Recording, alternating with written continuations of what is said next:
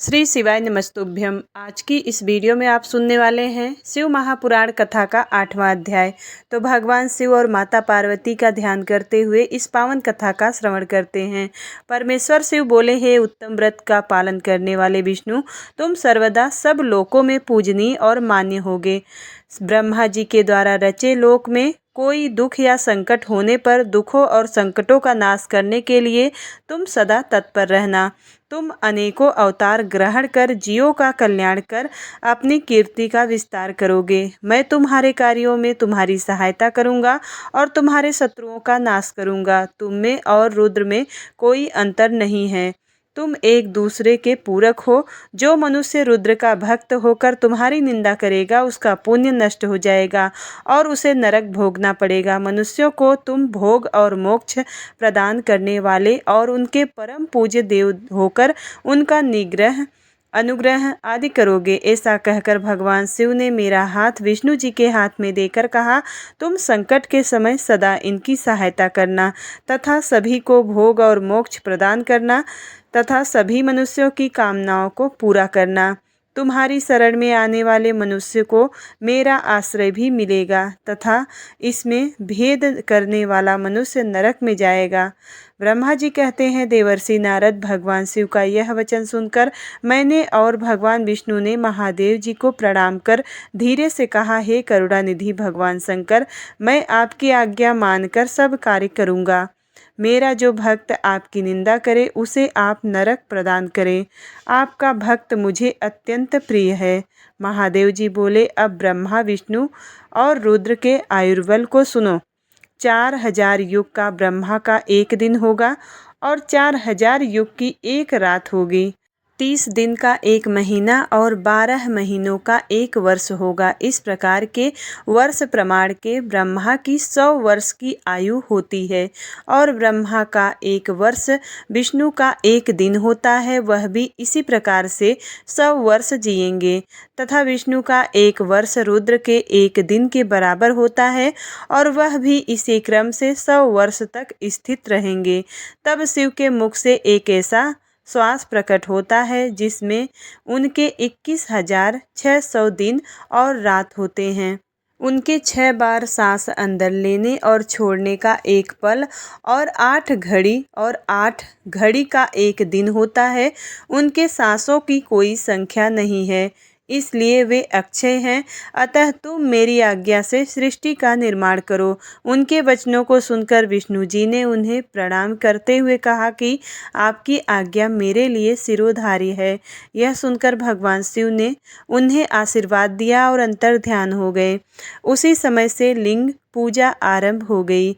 ऋषि बोले, हे सूत जी, अब आप हम पर कृपा करके हमें ब्रह्मा जी व नारद के संवादों के अनुसार शिव पूजन की विधि बताइए जिससे भगवान शिव प्रसन्न होते हैं।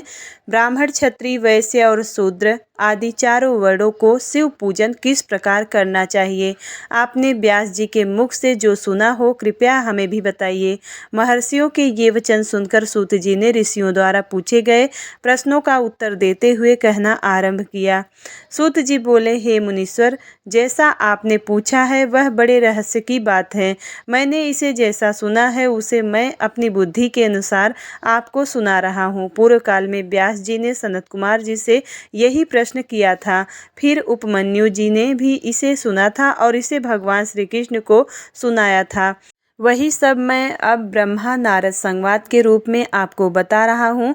ब्रह्मा जी ने कहा, भगवान शिव की भक्ति सुखमय, निर्मल एवं सनातन रूप है तथा समस्त मनवांछित फलों को देने वाली है।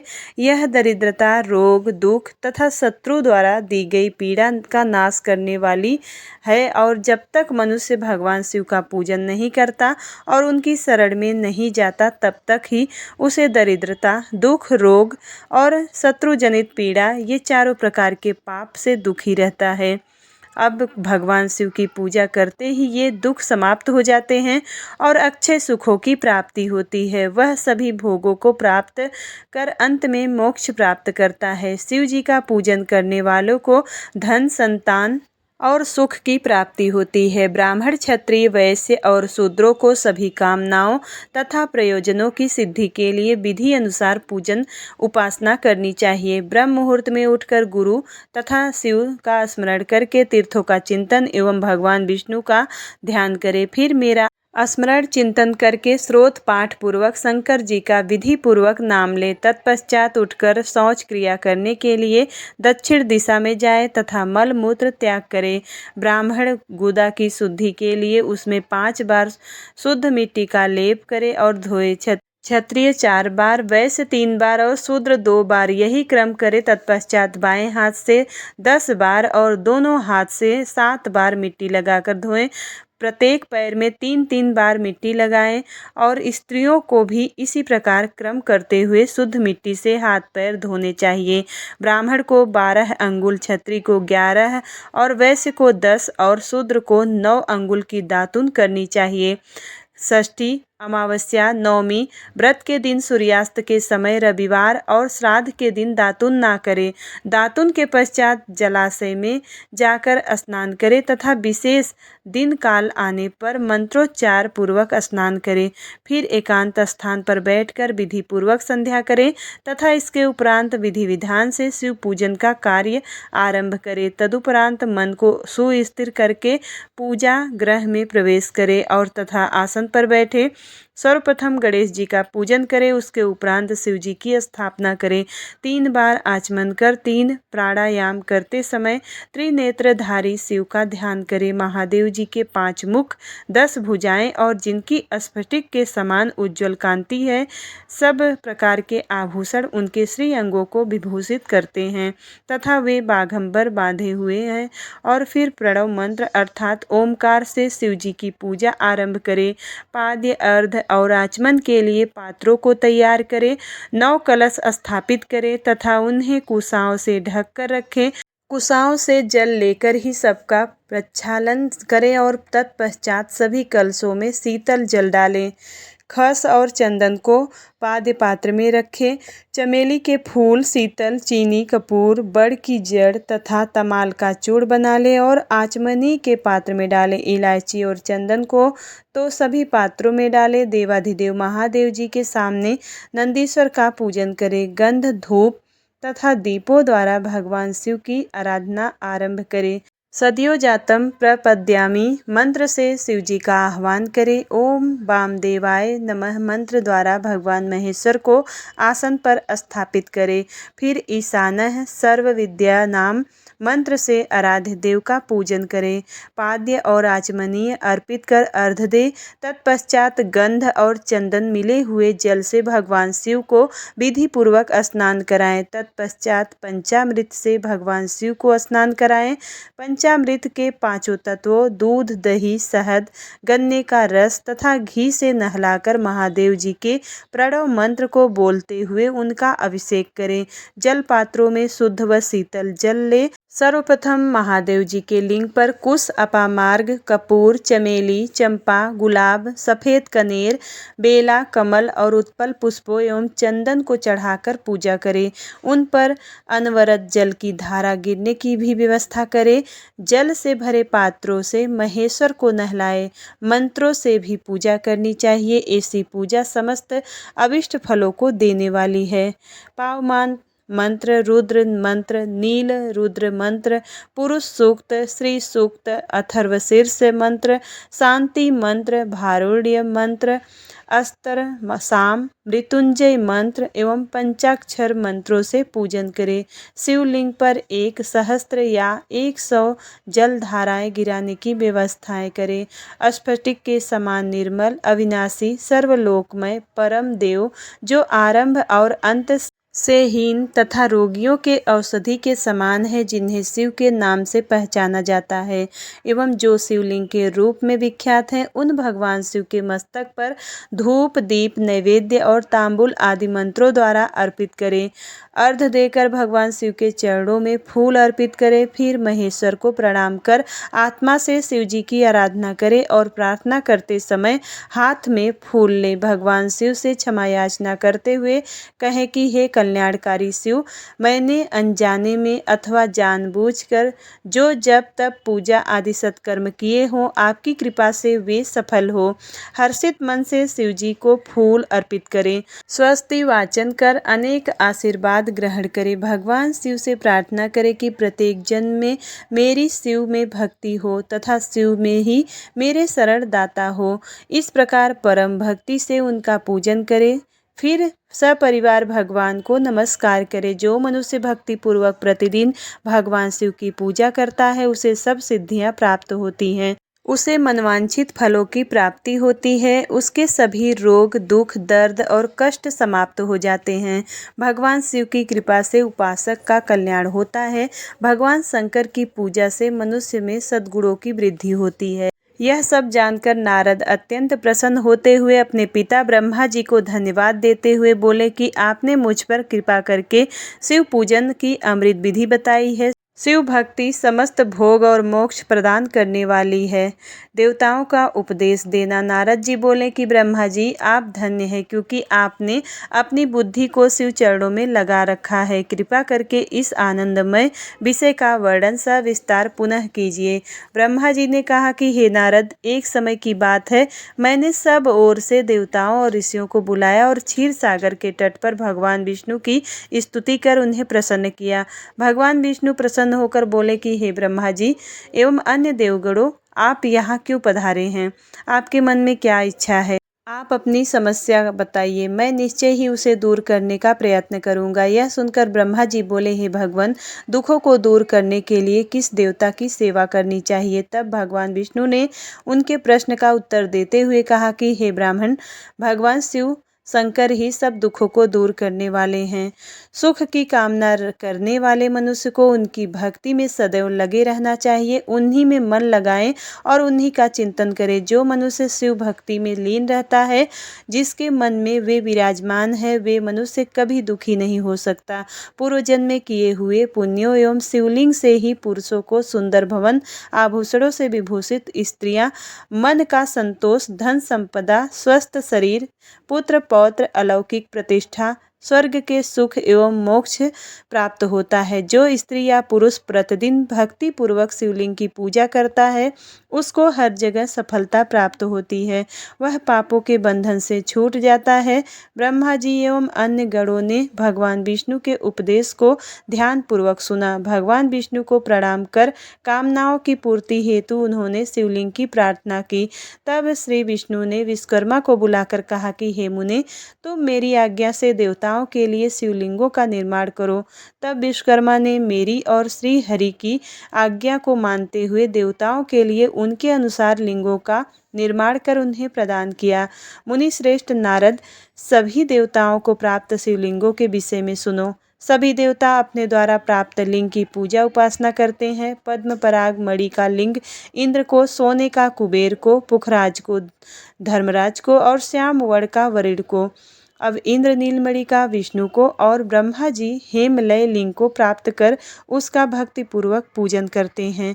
इसी प्रकार विश्वदेव चांदी के लिंग की और वसुगढ़ पीतल के बने हुए लिंग की भक्ति पूर्वक करते हैं पूजा। और पीतल की अश्विनी कुमार को, स्फटिक की लक्ष्मी को, तांबे का आदित्यों को और मोती का लिंग चंद्रमा को प्रदान किया गया है। ब्रज लिंग ब्राह्मणों के लिए व मिट्टी का लिंग ब्राह्मणों की स्त्रियों के लिए है। मयासुर चंदन द्वारा बने लिंग का और नागों द्वारा मूंगे के बने हुए शिवलिंग का आदर पूर्वक पूजन किया जाता है। देवी मक्खन के बने लिंग की अर्चना करती हैं और योगी जन भस्ममय लिंग की, यक्षगढ़ दधि के निर्मित लिंग की, छाया देवी आटे की लिंग की और ब्रह्मा पत्नी रत्नमय शिवलिंग की पूजा करती हैं। बाणासुर पार्थिव लिंग की पूजा करता है। भगवान विष्णु ने देवताओं को उनके हित के लिए शिवलिंग के साथ पूजन विधि भी बताई। देवताओं के वचनों को सुनकर मेरे हृदय में हर्ष की अनुभूति हुई। मैंने लोकों का कल्याण करने वाली शिव की पूजा का उत्तम विधि बताई। यह शिव भक्ति समस्त अभिष्ट फलों को प्रदान करने वाली है। इस प्रकार लिंगों के विषय में बताकर ब्रह्मा जी ने शिवलिंग व शिव भक्ति की महिमा का वर्णन किया। शिव पूजन भोग और मोक्ष प्रदान करता है। मनुष्य जन्म उच्च कुल में प्राप्त करना अत्यंत दुर्लभ है, इसलिए मनुष्य रूप में जन्म लेकर मनुष्य को शिव भक्ति में लीन रहना चाहिए। शास्त्रों द्वारा बताए गए मार्ग का अनुसरण करते हुए, जाति के नियमों का पालन करते हुए कर्म करे, संपत्ति के अनुसार दान आदि दे, जप तप यज्ञ और ध्यान करे।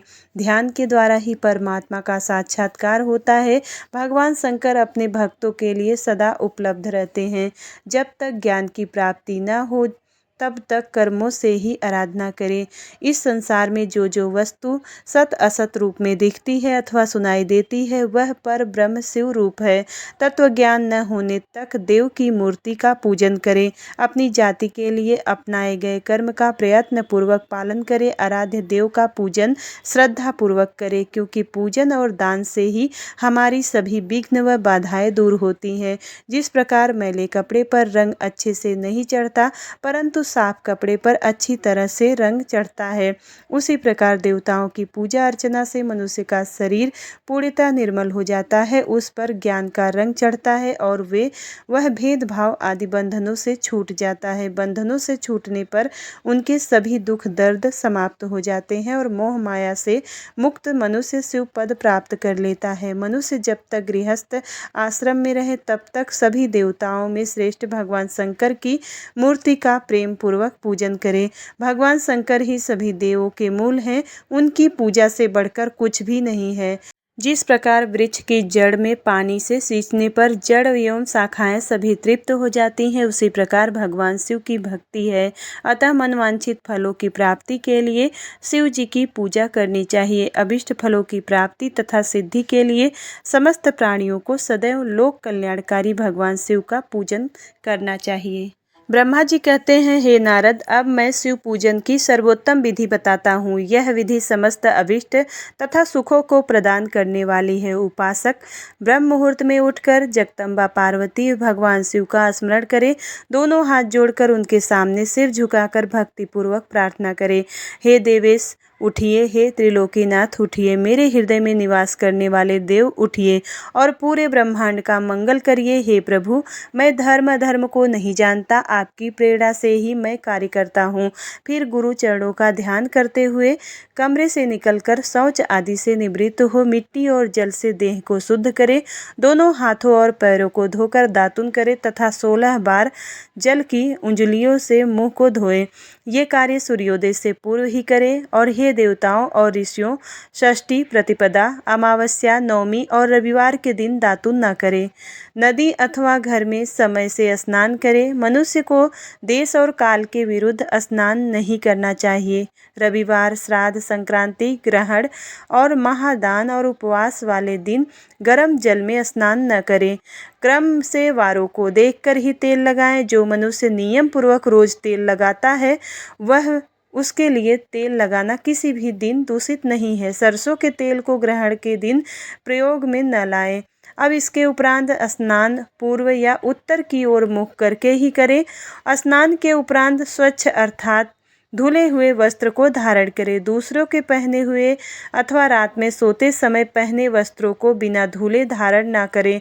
स्नान के बाद पितरों एवं देवताओं को प्रसन्न करने हेतु तर्पण करें। उसके बाद धुले हुए वस्त्र धारण करें और आचमन करें। पूजा हेतु स्थान को गोबर आदि से लीप कर शुद्ध करें। वहाँ लकड़ी के आसन की व्यवस्था करें। ऐसा आसन अभिष्ट फल देने वाला होता है। उस आसन पर बिछाने के लिए मृग अर्थात हिरण की खाल की व्यवस्था करें। उस पर बैठकर भस्म से त्रिपुंड लगाएं। त्रिपुंड के जप तप तथा दान सफल होता है। त्रिपुंड लगाकर रुद्राक्ष धारण करें। तत्पश्चात मंत्रों का उच्चारण करते हुए आचमन करें। पूजा सामग्री को एकत्र करें। फिर जल, गंध और अक्षत के पात्र को दाहिने भाग में रखें। फिर गुरु की आज्ञा लेकर उनका ध्यान करते हुए सब परिवार शिव का पूजन करें। विघ्न और विनाशक गणेश भगवान जी की बुद्धि सिद्धि सहित पूजन करें। ओम गणपतये नमः का जाप करके उन्हें नमस्कार करें तथा क्षमा याचना करें। कार्तिकेय एवं गणेश जी का एक साथ पूजन करें तथा उन्हें बारंबार नमस्कार करें। फिर द्वार पर स्थित लंबोदर नामक द्वारपाल की पूजा करें। तत्पश्चात भगवती देवी की पूजा करें। चंदन, कुमकुम, धूप, दीप और नैवेद्य से शिव जी का पूजन करें। प्रेम पूर्वक नमस्कार करें। अपने घर में मिट्टी, सोना, चांदी, धातु या अन्य किसी धातु की शिव प्रतिमा बनवाएं। भक्ति पूर्वक शिव जी की पूजन कर उन्हें नमस्कार करें। मिट्टी का शिवलिंग बनाकर विधि पूर्वक उनकी स्थापना करें तथा उनकी प्राण प्रतिष्ठा करें। घर में भी मंत्रोच्चार करते हुए पूजा करनी चाहिए। पूजा उत्तर की ओर मुख करके ही करनी चाहिए। आसन पर बैठकर गुरु को नमस्कार करें। अर्घ्यपात्र से शिवलिंग पर जल चढ़ाएं और शांत मन से पूर्ण श्रद्धावतन होकर महादेव जी का आह्वान इस प्रकार करें।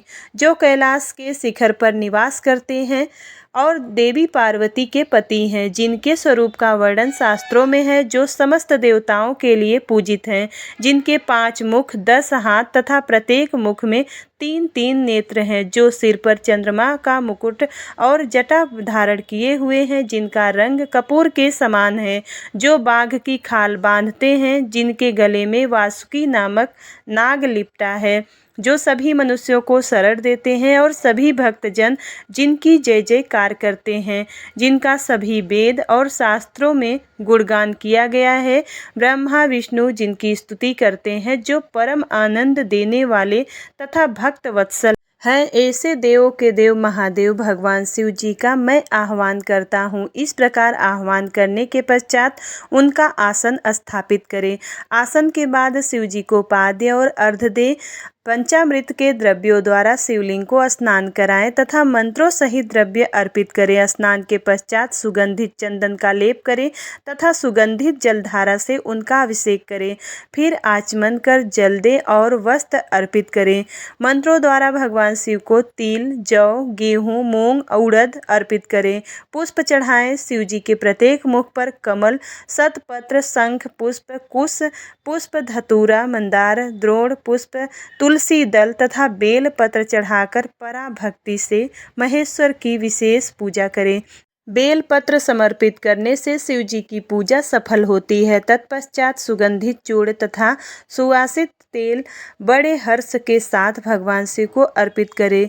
गुग्गुल और अगरू को धूप दें और घी का दीपक जलाएं। प्रभु शंकर, आपको हम नमस्कार करते हैं।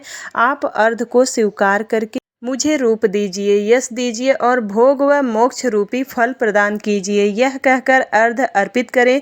नैवेद्य व तांबूल अर्पित करें। 5 बत्ती की आरती करें और 4 बार पैरों में, 2 बार नाभि के सामने, 1 बार मुख के सामने तथा संपूर्ण शरीर में 7 बार आरती दिखाएं। तत्पश्चात शिव की परिक्रमा करें।